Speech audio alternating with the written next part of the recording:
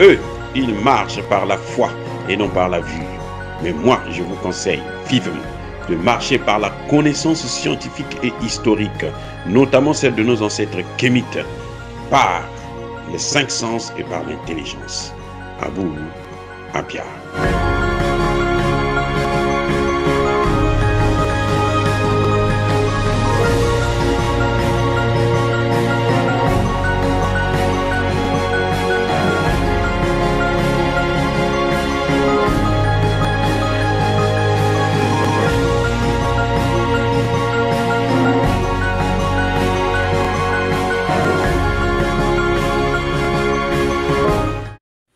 Otep à tous, bienvenue sur la chaîne des panafricanistes, par essence, par conviction et par excellence. Celle des citoyens kémites, par nécessité et obligation de combat. Nous sommes une chaîne qui n'est guidée que par nos ancêtres, et rien que par les ancêtres qui appartiennent à l'égrégore du monde noir. Par conséquent, nous ne croyons en aucun Dieu venu de l'étranger. Toutefois, cette vidéo n'est aucunement destinée à inciter à la haine ou à la violence, car nous menons un combat qui est d'abord et avant tout spirituel.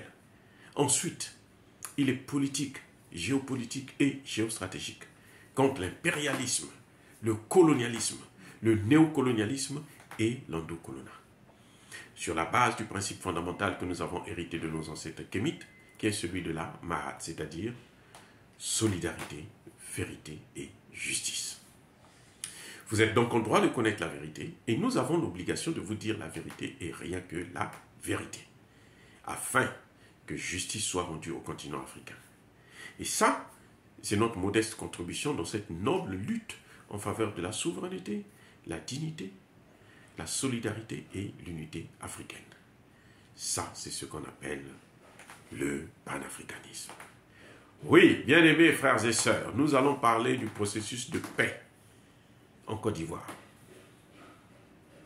On a vu le 14 juillet dernier les trois protagonistes de la guerre en Côte d'Ivoire, c'est-à-dire le président Bédié, le président Gbagbo et le président Alassane Ouattara, se sont retrouvés pour se parler.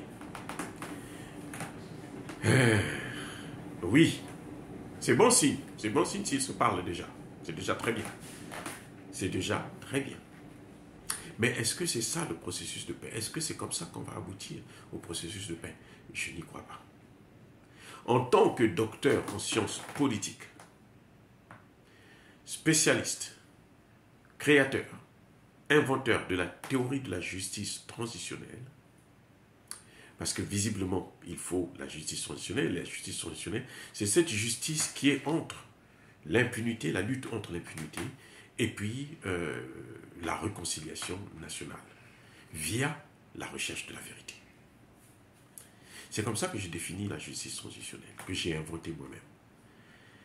Donc, le concept de justice transitionnelle, sur lequel j'ai fait des recherches, j'ai même publié un livre là-dessus, la justice dans les pays en situation de post-conflit. Donc, de quoi la justice transitionnelle? Cette justice-là ne se fait pas par la voie de cafouillage comme je le vois là, en Côte d'Ivoire. C'est pas parce que Laurent Gbagbo, Bédié et Ouattara vont se parler que, effectivement, les rancœurs sont passés. Ils sont les protagonistes, mais ils ne sont pas les victimes. La plus grosse erreur d'Alassane Ouattara, c'est d'avoir envoyé Laurent Gbagbo à La Haye.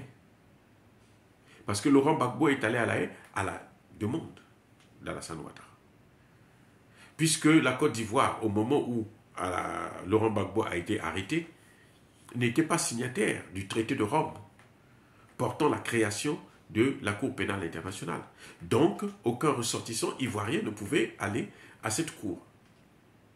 Mais ce qui s'est passé, c'est que la France a demandé au président Ouattara de signer rapidement afin qu'on puisse prendre Laurent Gbagbo et Blé Goudé, qu'on les amène à la cour. Ça, c'était sa plus grosse erreur. Parce que si on avait condamné Laurent Gbagbo, là, ça se comprenait. Mais Laurent Gbagbo a été blanchi.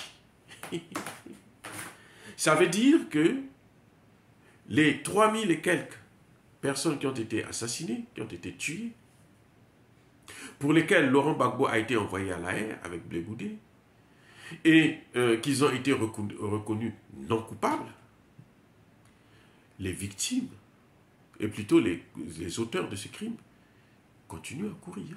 Ils sont toujours dans la nature. Et cette justice partiale des Nations Unies, hein, la mauvaise justice, la justice des Occidentaux, bien entendu, parce que les Occidentaux jugent tout le monde, sauf les Occidentaux eux-mêmes. Eux, ils sont allés bousiller la Libye, tuer Kadhafi, là en Côte d'Ivoire, plutôt oui, en Côte d'Ivoire, comment vous appelez ça, en Irak, en Yougoslavie, autre personne n'a jamais été inquiété, ni jugé. Donc, ils le font avec les faibles. Ok, très bien. Mais ils se retrouvent face à des éléments compliqués, puisque là, le fait que Alassane Ouattara, et plutôt que Gbagbo et Blé Goudé ont été acquittés, il faut regarder les morts du côté de Alassane Ouattara et Guillaume Soro. Eh oui, les gars. Les morts, là, on doit les regarder maintenant du côté de Alassane Ouattara et Guillaume Soro. Et probablement même le vieux Bédier. Et c'est là où se pose le problème. Parce que tant qu'on ne connaît pas la vérité, il n'y a pas de justice transitionnelle. Je répète. La justice transitionnelle est basée sur la recherche de la vérité. C'est cette vérité-là qui pousse aux uns de demander pardon aux victimes. Parce que jusqu'à aujourd'hui, il y a des victimes qui n'arrivent pas à faire le deuil de leurs parents disparus lors de cette crise. Parce qu'on ne connaît pas ce qui s'est passé. On n'a pas encore trouvé les auteurs. Puisque Gbagbo et Blé Goudé ont été acquittés, alors il faut qu'on enquête maintenant du côté de Ouattara et de Guillaume Soro. C'est pas parce que le retour des réfugiés, c'est pas la justice transitionnelle. C'est pas la réconciliation. Non, la réconciliation, elle est la conséquence de la recherche de la vérité, de la connaissance de la vérité. C'est cette vérité-là, après avoir connu cette vérité, c'est pour ça qu'on parle de l'impunité. Parce que si, tel que ça se passe là, on viole maintenant le principe de la lutte contre l'impunité. Eh oui. Or, il faut d'abord connaître la vérité. Comme ça, le principe de l'impunité est respecté.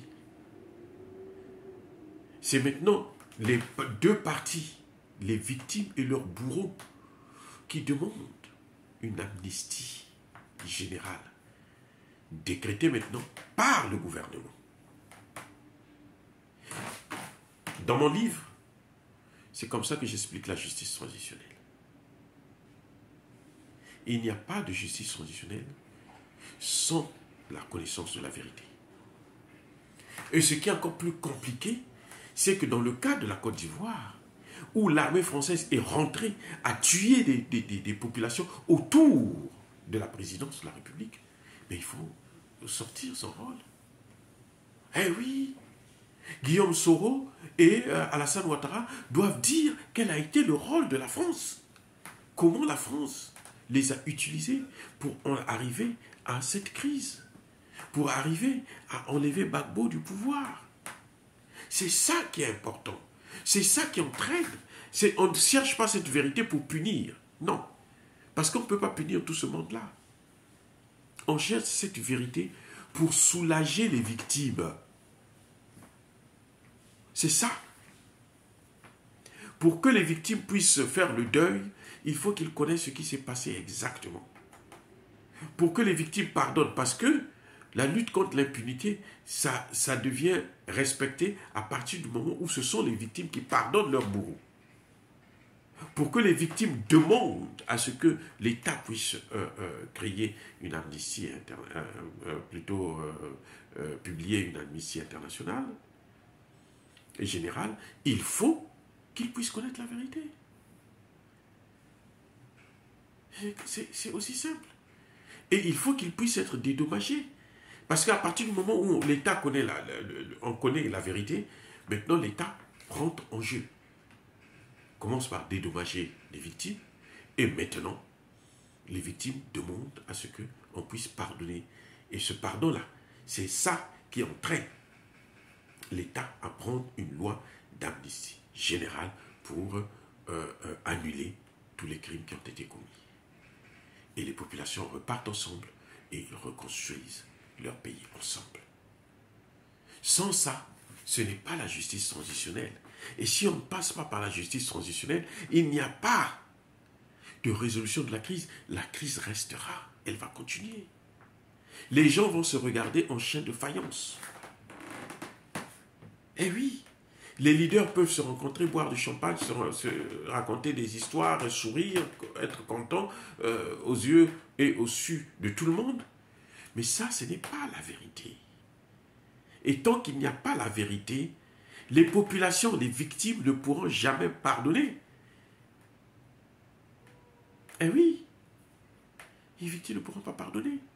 Donc, si on veut la paix en Côte d'Ivoire, on doit passer par le processus que j'ai créé, c'est-à-dire la justice transitionnelle. Mettre ensemble les bourreaux et les victimes, afin que la population, tous les Ivoiriens puissent connaître la vérité. C'est ce qu'on appelle le processus de vérité et réconciliation. Il n'y a pas de réconciliation si on ne connaît pas la vérité. Il n'y en a pas. Ce n'est pas possible. Ça, c'est la comédie. Je ne dis pas que le fait qu'ils se parlent, c'est mauvais. Non, c'est très bien. Mais il faut qu'ils aillent au bout de la logique. C'est-à-dire qu'on doit... Parce que ce qui apparaît, c'est quoi? C'est que personne n'a commis un crime. Gbagbo a été acquitté. Lui, il a eu la chance, c'est vrai, à toute chose, malheur est bon. Il a eu la chance que les Nations Unies, la Cour pénale internationale, l'ont reconnu non coupable. Donc, lui, il est clean. Mais Bédié, Ouattara, Guillaume Soro, ils ont commis des choses. Ils ont fait des choses. C'était quand même une rébellion armée. Donc, il faut savoir maintenant quel a été le rôle. Est-ce que le rôle de la France, c'était lequel? Est-ce que ce sont les Français qui ont tué ces 3000 personnes? Pourquoi on n'en parle pas? RFI, France 24 n'en parle pas. Mais ça peut être aussi les Français qui les ont tués. Mais pour le savoir, il faudrait que Guillaume Soro et Alassane Ouattara puissent parler. Parce que visiblement, ce n'est pas Bédié. Parce que la France soutenait Alassane Ouattara et Guillaume Soro. Donc eux, ils doivent parler. Ils doivent dire la vérité. Les victimes doivent connaître la vérité. Ils doivent connaître quel a été le sort, le rôle de la France dans cette affaire. Quel a été le rôle des Nations Unies. N'oubliez pas que ce sont les Nations Unies qui ont publié les résultats à la place des autorités ivoiriennes. Quel est le rôle des Nations Unies? C'est là, c'est pour ça que vous voyez, personne ne veut parler exactement du processus de justice et réconciliation. La justice transitionnelle ne fonctionne pas parce que bon, les trois belligérants se rencontrent pour boire le champagne. Non. Déjà, ils vont se rencontrer le jour du 14 juillet. Ils faussent déjà toute la procédure. Pourquoi ils ne se sont pas rencontrés le jour de l'indépendance de la Côte d'Ivoire, qui a eu lieu quelques semaines avant ou quelques mois avant? C'était mieux qu'ils se rencontrent le jour de la fête nationale de la Côte d'Ivoire pour voir comment, ensemble, ils peuvent régler un certain nombre de problèmes. Mais là, non, ils se rencontrent le jour du 14 juillet. C'est comme si Alassane Ouattara voulait prouver à la France qu'il fait allégeance. C'est comme si on veut dédouaner la France. Mais ça n'a aucun sens. La responsabilité doit être connue des uns et des autres. Et c'est là que la justice transitionnelle s'applique, c'est là que la réconciliation sera solide. Sinon, on est en train de construire sur du sable mouvant. C'est comme si c'était un château de cartes qui peut tomber à n'importe quel moment. Mais dire cela, est-ce que c'est inciter à la haine ou à la violence? Non! Ce n'est pas mon intention. Nous sommes une force tranquille. Yaba, colère, ve, yamalembe. Entre-temps, soyez bénis. Par qui? Par le Dieu de Kémit, le Dieu de vos ancêtres. J'ai dit et j'assume.